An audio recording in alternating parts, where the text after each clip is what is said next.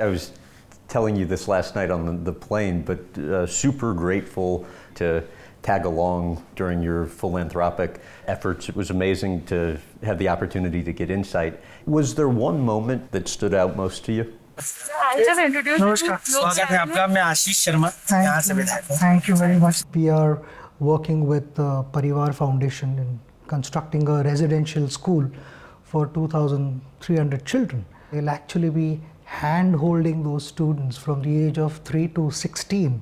Wow. And guide them, give direction to their life. But the development of that school was something which touched my heart. So when I looked at it, I said, okay, I'm going to name this after my parents. My father was a professor, and if he was alive today, he would have been a proud man, because when I shared this news with my mother in the night, she just looked at me, and the smile that she gave me, is priceless. And I told it touches you. Yeah, absolutely. I mean, there is no greater satisfaction than that. When you know that you've made your parents proud, it makes your life complete. That's what you live for. And from that spot, we went to Sevania, which was again a longish drive. We again went to a kutir. A kutir is in a village. Each kutir has anywhere between 120 and 150 children. Parivar, the foundation, has 495 kutirs. They kind of request a person who has a biggish house, or somebody who's willing to just as a charity give his house to be used for children, underprivileged children, tribals actually. And those children get there in the morning before they go to their actual school. It was so pleasing to hear that there were a number of girls there, young girls there, who said, I want to become a teacher. And one thing I made them promise me that you're going to come back here and teach the next generation. And they have promised me. So these are the things which make you happy and give you a reason to smile. What made you decide to start the foundation in the first place? Some time ago, my wife, Dr. Sachin Tendulkar, and that also helps because she herself is a doctor. So she kind of pushed this, and we started discussing this seriously, that okay, I mean, in individual capacity we are doing certain things, but how can we take it to a scale where the whole country and beyond get involved in this? And it's not just about India, it's for all the people across the globe who deserve a fair opportunity in life. We decided that we are going to work with the children of India, because they are the future. We are the youngest average age population, and that is going to stay for a while. So our population is our strength, and young population, if you channelize their energies, then it's going to produce good results, and that is what we are looking to do. What would you say your long-term goals are with the foundation? The dream is to spread our wings and go to various parts where there is a desperate need, and where we can shape careers. I mean, we can get fitter, we can get healthier, and that is what one would want to see. So from a sports loving nation, ideally it should be sports playing nation too. That is the transition I would like to see. So it's going to take longer than 24 years of my career that I played cricket. It's going to be a much lengthier and more, I would say, committed process, where, in cricket, the commitment that I showed, I would want to match that here as well. Everything that I could do on the field could be measured, because there were numbers in front of us. Here, of course, there will be numbers, but something that cannot be measured is satisfaction that you get, that only oneself would realize. And like I had the feeling last night when I went to bed, if I can have that feeling for the rest of my life, then I know that I'm on a good track. You were telling me the other day at lunch about when you got COVID yourself, March of 21. Yes. What was your initial reaction when you found out? We had played a cricket tournament. I came back home and I told my wife that my body is stiff. I need proper break. After 3 days, I continued having that feeling. So I told my wife that, by now it should have, lessened a bit. It doesn't seem to have settled down. And one morning I woke up with a little bit of stiff neck. And I know when this area is hurting, that means I'm falling sick. So I know myself well. Right. So we got tested, and during that period, I said, I'm going to go and isolate myself. I'm not going to stay with you guys. I'm going to move on to a different room, and I don't have to see you guys at all. Right. We'll wait for the reports to come. And when the reports were positive, I continued staying there for a week. I was under medication, and somehow things did not settle. I was not getting better. So eventually the doctor said, we need to do a scan on you, and we will see what is happening. So they did a scan, and they found out that there was infection. And the next thing I heard from them was, you're not going back home. We are admitting you in the hospital. I haven't come prepared for that. Were you scared at any point? No, I wasn't Okay. scared. We've got some good doctors, and, Right. and they looked after me really well. So I would again like to not just thank those doctors, but all the doctors across the globe, paramedical staff, everyone. They've really worked hard. What would you say was the hardest period for India during this whole pandemic? Nobody expected something like this will hit us, and the hardest thing was the freedom that we have to move around, to do things. I mean, even if I wanted to go and have a cup of tea, as simple as that, with someone, to a restaurant or whatever, like the other day we went to Shivaji Park, we could have a cup of tea there. Imagine if you can't do that. Right. Simple thing. I'm not asking about fancy things. So those kind of things were taken away from everyone for the betterment of our country, to help each other. And there were certain measures which were taken in the interest of our nation. So I felt bad about children not being able to play, because if I was a 10-year-old and I was asked to stay at home, it would have been tough. I think that is where the parents, family members, everyone plays a big role in making them understand why are these things happening, and if we all are committed to this, then we'll overcome this challenge much faster. When you were a kid and then became a teenager, how much time would you spend playing and practicing? When I started playing serious cricket, I would start my session around about 7:30, and then at 9:30 when the match started, I had to play a practice match. It would go on till almost 4:30 or so, and there were a number of occasions when I used to bunk practice, and just to spend time with my friends.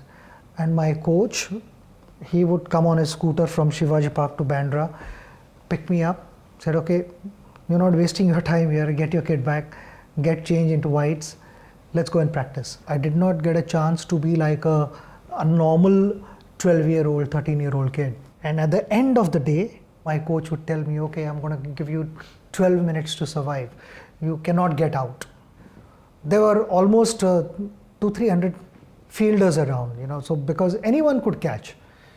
It helped me when I went to proper stadium where only 9 fielders were there on the field and I could not see anything else.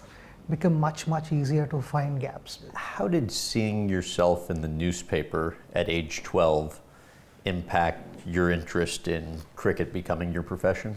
I always call it my passion, my life. Number of guys spoke to me about it and asked me that how did you manage all this? And I felt, I was in a different zone, my own world. I had created that world for myself where I was so engrossed in that the outside world did not disturb me. I started cricket. My brother Ajit was the reason for that. the knowledgeable guy who had first-hand experience of going out on the field and playing those number of matches was Ajit.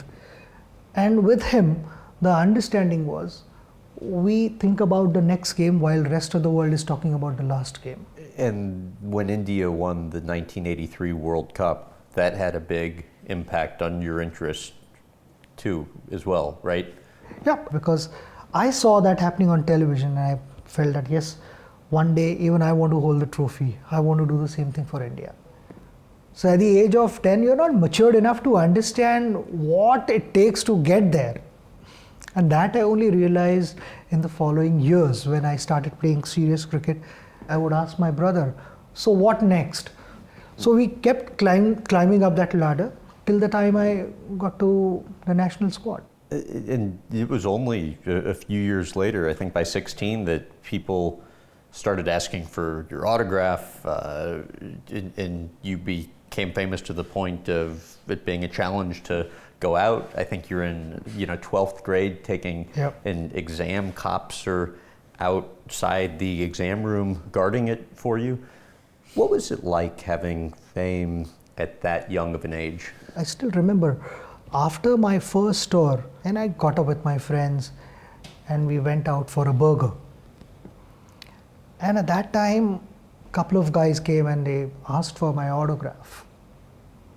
So I felt happy, but I didn't know where life was going to take me.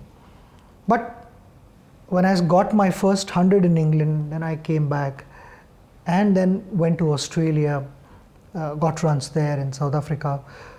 After that, everything started changing. 1993 was the first time I played a proper full series in India. Till then I kept playing abroad.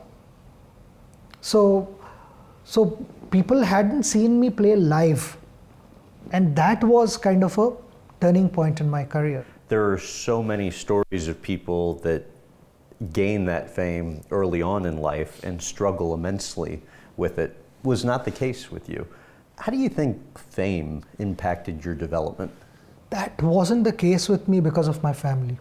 I had the right people, the right team around me to maintain that balance between success and failure, because it's so easy to be on top of the world one day and then the next day you feel drowned in sorrow. There was that stability in life. So whether I did well or I didn't perform that well, when I got back home, I was the normal Sachin. When I had attended my first summer camp, my coach, Ramakant Achrekar, so sir called him, my father, and told him that, Sachin, I see that spark in him. Would he be interested in pursuing this as his career? Which was a massive decision for my father, because where I lived, the whole colony is filled with scholars, poets and writers and professors. So for them, Sachin is going to play cricket. He's going to be a professional cricketer. What else is he going to do in life? Was the question which my father faced on regular basis. Especially because back then it had no financial upside either. Absolutely, right. Absolutely. And that in those days, even the mindset was different. Today, we know there are so many leagues being played across the globe and in India.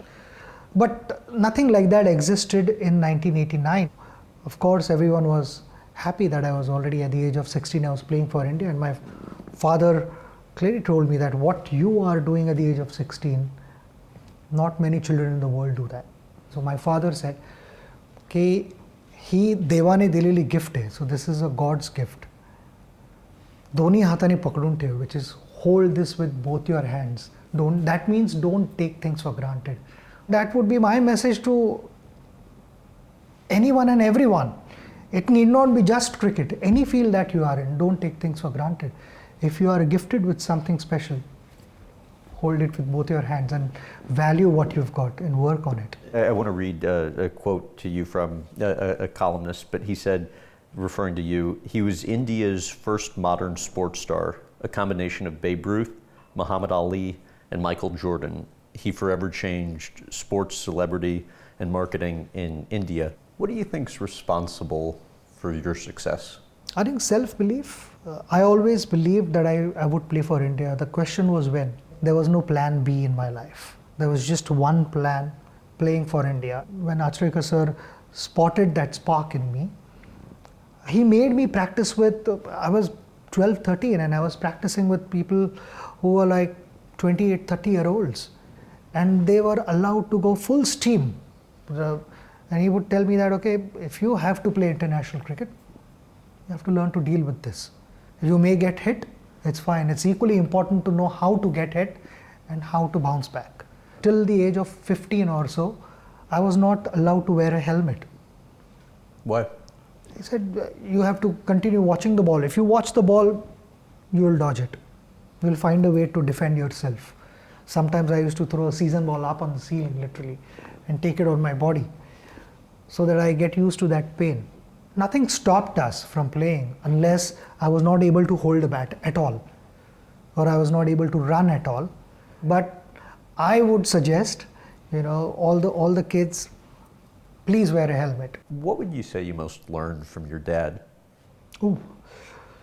I think humility, inclusiveness. We lived on the 4th floor and there were no lifts, no elevators. So the postman had to walk 4 floors, climb 4 floors and hand deliver those letters.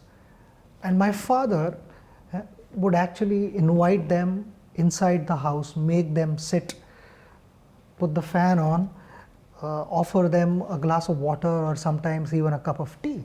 And only when you grow up, you mature, you start understanding such a wonderful thing to do. I wanted to do the same thing in my life. And the same thing has to continue with my children. And I'm so happy that their nature is also about giving, sharing. We lived in a 2-bedroom apartment. So we were 6 of us. My 2 brothers, sister, parents and me. So my father's friend who was to move to our colony, but the building wasn't ready. And his friend was struggling for a place. And they were 6 of them. So my father actually offered his friend with his family to come and stay at our place. And he gave them 1 bedroom out of what we had. Whatever you have, from that, even if it's not enough, he was still prepared to share. And that's why I keep saying that if I could be 50% of him, I know I would be on the right track. You said his sense of reason was his biggest virtue. Explain that if you don't mind. I was extremely naughty, so there would constantly be complaints. But my father and my mother never shouted at me. He would rather explain to me, and if I did not understand, possibly I didn't understand because there was a complaint every evening when I returned home, or Sachin has damaged a window pane or something like that. There's plenty of reason for him to shout at you.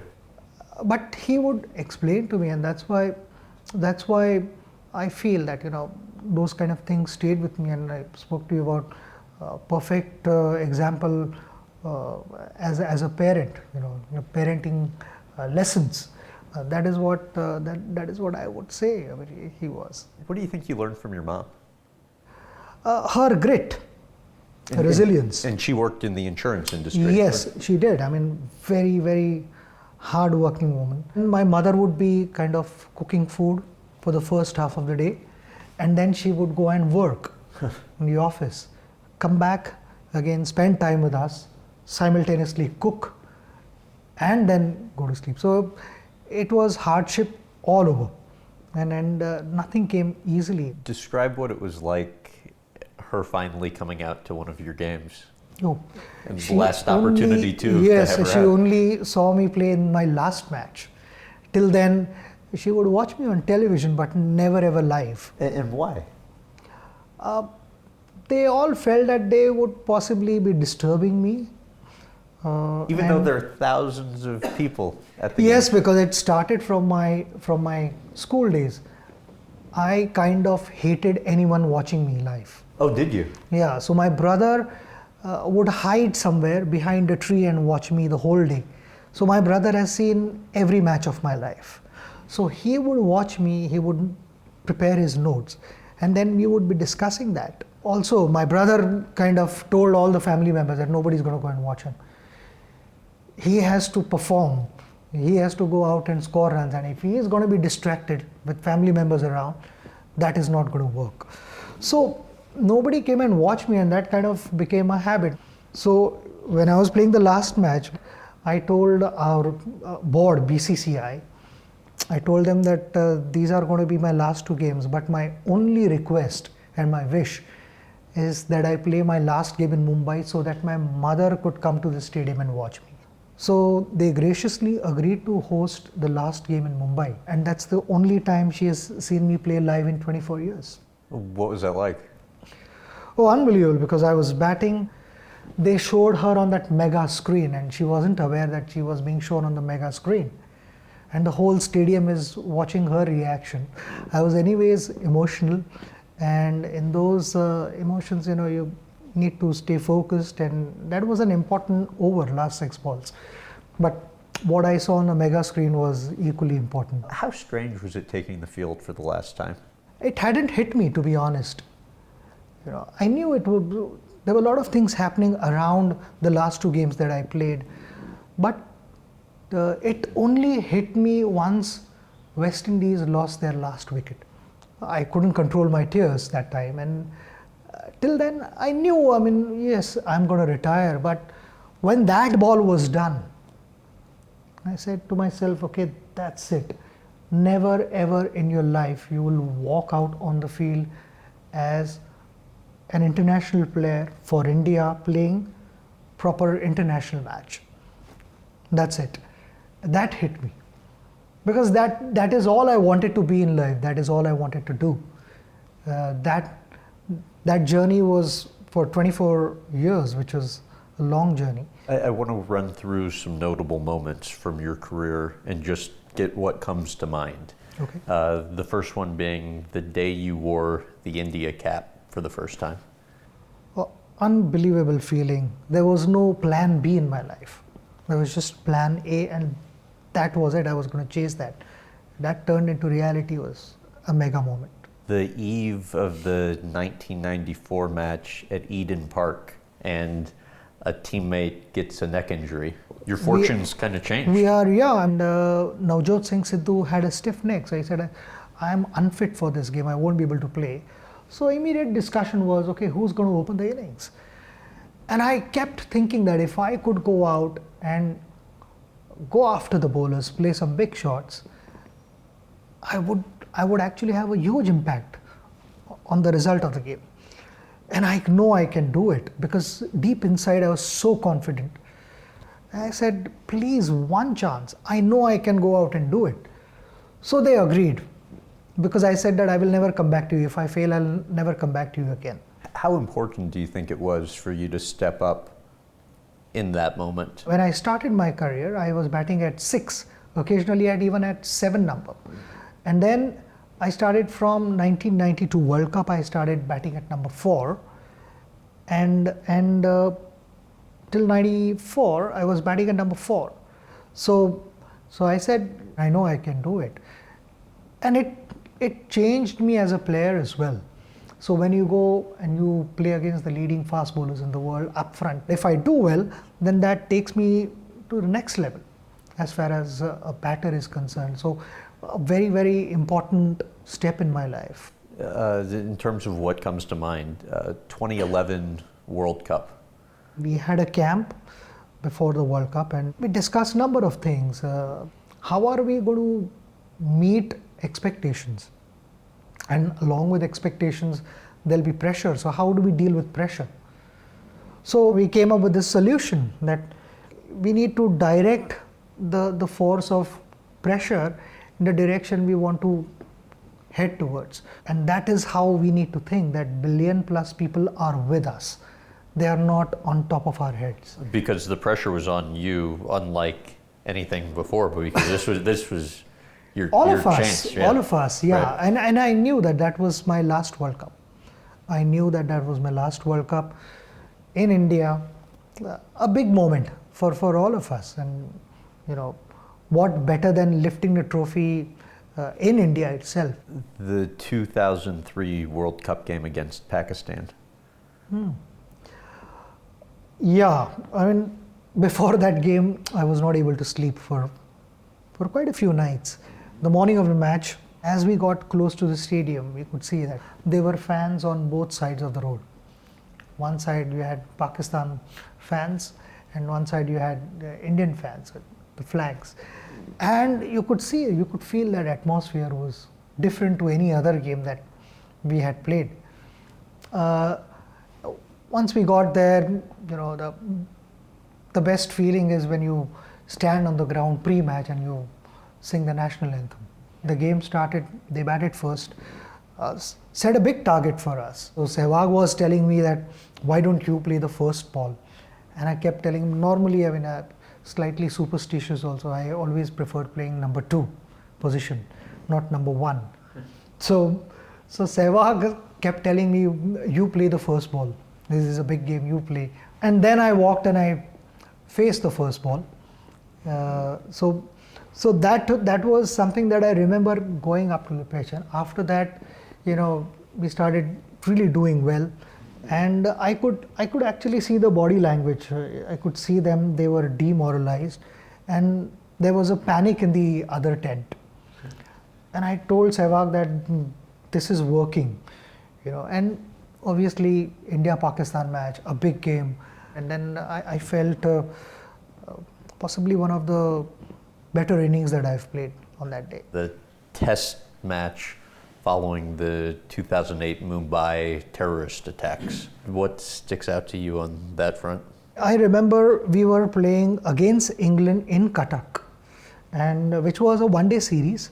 And we won that game, and we got back to the dressing room, and we saw on one of the news channels there was some gang war in Mumbai, and you know, few people are shot dead. And then after that went back to the hotel, and then that thing got a little bit out of control, and you know, if we felt that it was going to stop, maybe an hour or two, whatever, police will come in.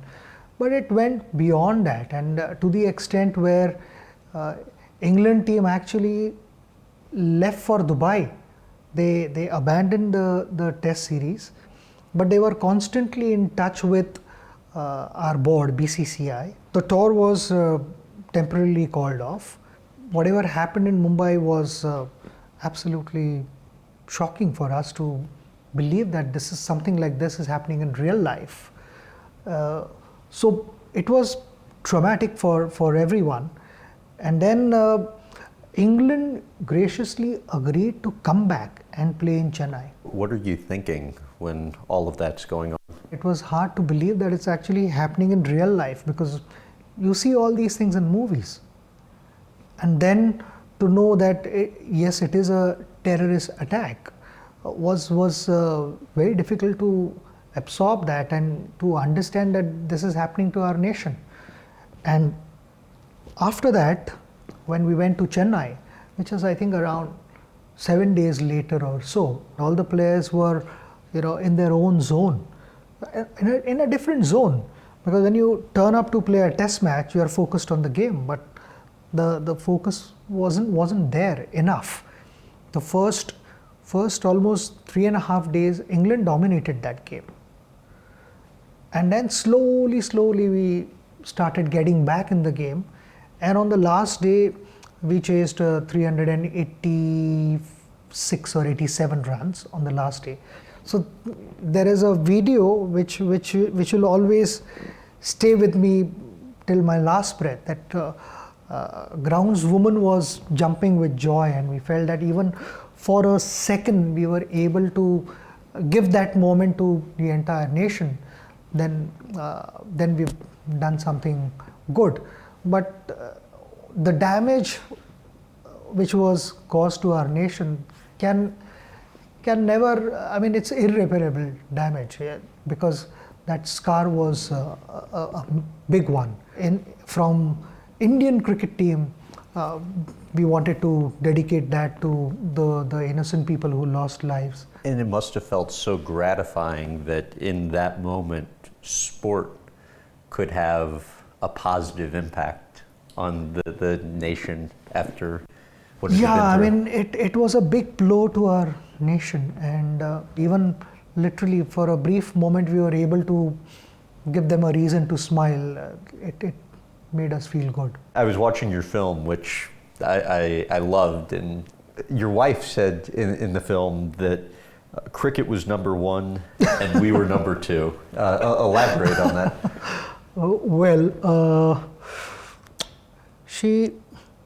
I think to be honest, family is important. I mean, family is extremely important, and cricket happened only because of my family and Anjali's family. So that comes first, without any doubt. One can never be perfect. You'll always continue to make mistakes. But that journey, during that period, it was about quantity. I needed large quantity where I needed to go and hit 500 balls. So that quantity was important. And once I understood my game, it was not about quantity, it was about quality.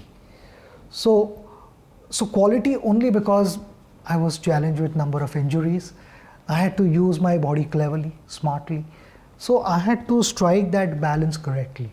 How would you best explain the role your wife plays in your life? Oh, massive. However much I say here, it's not going to be enough, because I met Anjali in 1990, and from there on, it's been a wonderful journey. Like I said, the best partnership of my life. She's a gold medalist doctor. So when we got married, and she was still continuing with her profession and wanting to do that, but the moment we had Sarah, she on her own said that, okay, you are also traveling. I'm going to take a back seat here. Somebody needs to be with kids. Sarah and Arjun. Anjali initiated that conversation, and she said, I am going to spend time with children. It's important that either of us, we are always there for them. And because you are playing for India, you have no choice but to go. But here the ball is in my court and I'm going to do this. If she hadn't done that, things would have been different. All those things where, you don't have to think about what's happening back home, because I knew that she would look after my parents, if there was any problem in the family, health issues, she's always there for them. And that continues even today. She was one person where I could, sit with her, have a cup of coffee and tell her everything, whatever. And she didn't understand cricket, but she would sit there and understand what I'm trying to tell her and then calm me down. This had me laughing out loud when I read this in your book, that rather than you asking her parents for her hand in marriage, you actually Yes. had her do it on Which your is true, which is behalf. true. And that was in 1994 when we were in New Zealand. I still remember. And after that Auckland innings, I had another decent innings in Wellington. So I was in good mood. She caught me at the right time, actually. And she said, I think we should get engaged. What do you say? I said, yes, I'm ready. He said, but for that, you need to speak to your family and I'll speak to my family. I'm sorry. I said, you will have to speak to both the families, both sides. You are taking charge. I will not go back home and I'll speak to my parents. No chance. Why? I was just feeling odd to speak. Though they knew Anjali and she had come home, but I was feeling odd. So I said, if you manage to do both, then I'm okay. If you say tomorrow, I'll get engaged with you tomorrow. I have no problems.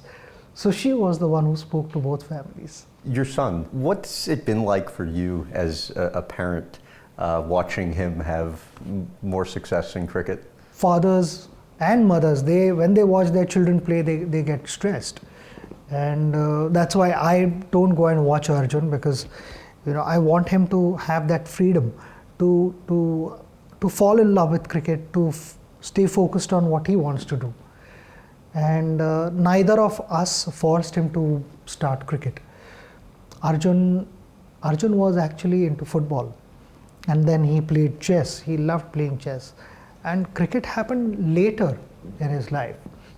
If you yourself has chosen something in your life, then you will go that extra yard to make sure that I'm going to give my best. Okay, it requires certain sacrifices. I'm prepared to do that. And that is what I wanted Arjun to do, both, in fact, even Sarah.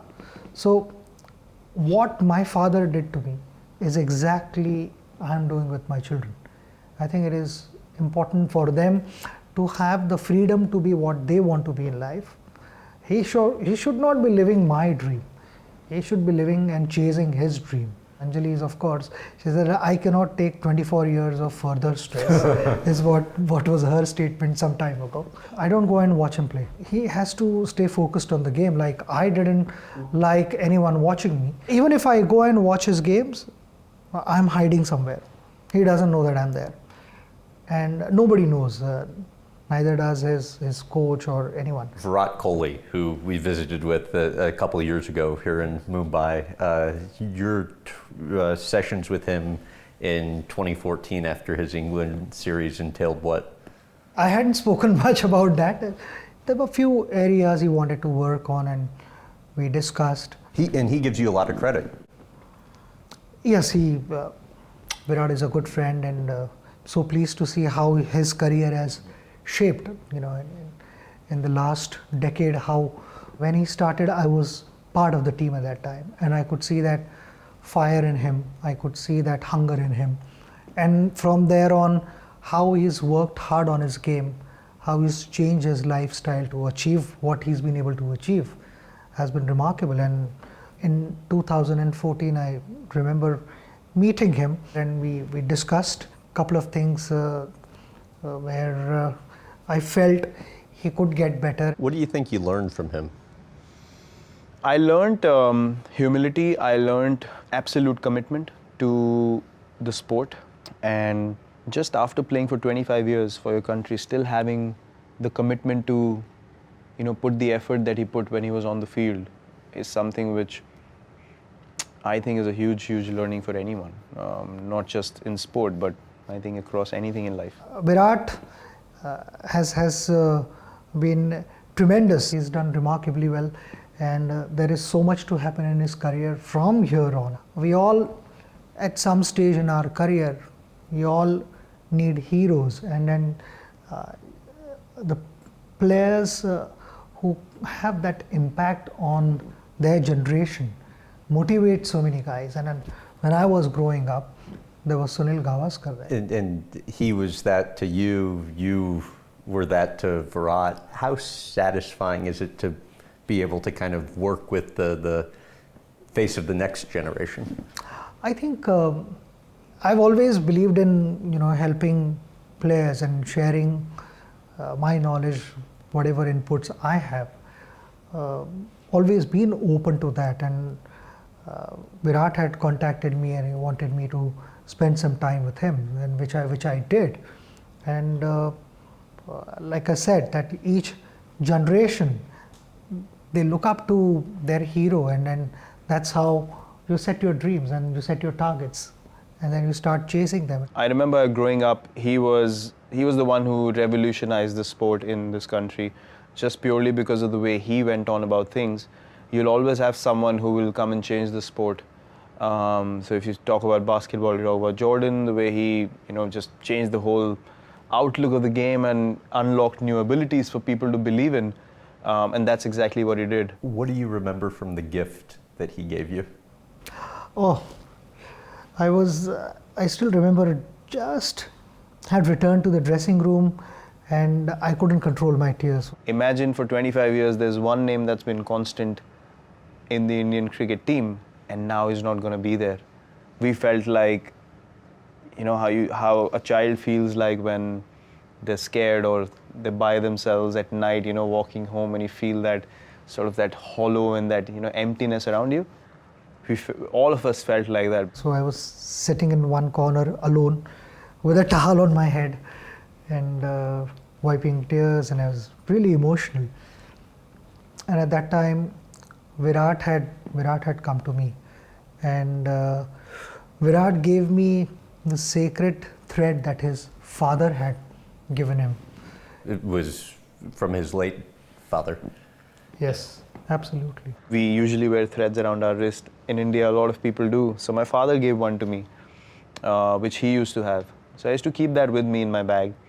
And then I thought, this is the most valuable thing I have. So it's like my father gave this to me, and I think I couldn't give you anything more valuable. And I just want you to know how much you've inspired me and what you mean to all of us. And this is my little gift to you. Kept that for a while and then returned that to him again. I said, this is priceless and this has to stay with you and no one else. This is your property and you should have it till your last breath. And I gave it back to him. So that was an emotional moment. Something which will be always there in my memory forever. How would you best explain what cricket means to India? What soccer means to Brazil, multiply that by 10 times. That is what cricket is to India. Cricket has had success in India, right from the 70s, and from there on in the 80s we won the World Cup, the World Championships also in Australia. In the 90s, again there were newer faces. 90s also we did well. We were the finalists in 2003 World Cup, won the T20 World Cup in 2007, 2011. So regular intervals we've done well, and that kept more eyeballs towards cricket. But at the same time I'm so happy that other sports are also, getting as much attention. They have done well, but now it's gone to a different level. So like I said earlier, that each generation requires a hero. So this generation had heroes whose contribution has not gone unnoticed, because this is the reflection of what they have been able to do during their careers. So this is new India, is what I would say. And the format most commonly played has gone from a game that would take 5 days to a game that would take a few hours. How has that impacted popularity? Oh, it's extremely popular. There are evening games where, whole family after their working hours can still get together, have a good time, go back home, get back to work the next day. So this format, and it's fast, it's entertainment as well. It's picked up brilliantly. I know there are a lot of traditionalists that were initially having reservations about that. What was that like for you to go through? It's good to have other formats, but you cannot forget Test cricket, because that is the ultimate thing in cricket. That tests your character, your vision, the way you approach cricket, because initially they go very slow, and day 4 and day 5 they go at a phenomenal pace. So those are the matches where we felt that sometimes you need to start playing backwards and put yourself in that position. How would the game be on day 5 or day 4? And you start playing accordingly. So it's a little bit like Muhammad Ali's boxing. He would take it to the 12th, 13th round. The opposition is tired. That is what happens on day 4 and day 5, and it can only happen in Test cricket. It doesn't happen in other format. Your international debut came before India opened its economy. What was India like before the economy was open? Before the economy was open, I felt not many parents thought that sports can be your career. Suddenly, that changed. So now it's actually the other way around. Parents are pushing their children to, okay, go and play some sport. Hopefully you'll have a good career. It had to be really interesting to be at the forefront of sport as India opened its economy, because you go from needing a second job to all of a sudden in a short period of time probably having more financial success than you would have ever dreamed. I was not expected to work. The job was primarily because so that I could play cricket for that company. There was only plan A in my life, to play cricket for India, and everything else was playing a supporting role. It was more about the number of runs that I scored, not how big my bank account was, didn't matter. And for me, when I started at that time in 1989, till the end of my career, I did not know how much I was getting paid to play for India, because I never looked at it that way. Playing cricket for India gave me a lot of satisfaction, that joy. It was a huge honor. I didn't want anything else in life. So I always say that if the journey starts from your heart, then you can go all the way. But the journey starts from your brain, and the calculations come into play. You start looking at your bank balance. Then you're going to find it difficult. And that's why I say, more than a profession, it's my passion. It's my life. When we started, I don't think there was enough money in the game. And today, there is a reasonable amount of money. So if you just stay focused on the game for 10 years, you need not worry about anything for the rest of your life. So stay focused on what you're good at. As India continues to grow and prosper, what's your hope for the country in the future? We are young, but are we fit? And the honest answer would be, maybe not. We can get fitter, we can get healthier. And that is what one would want to see. So from a sports loving nation, ideally it should be sports playing nation too. That is the transition I would like to see.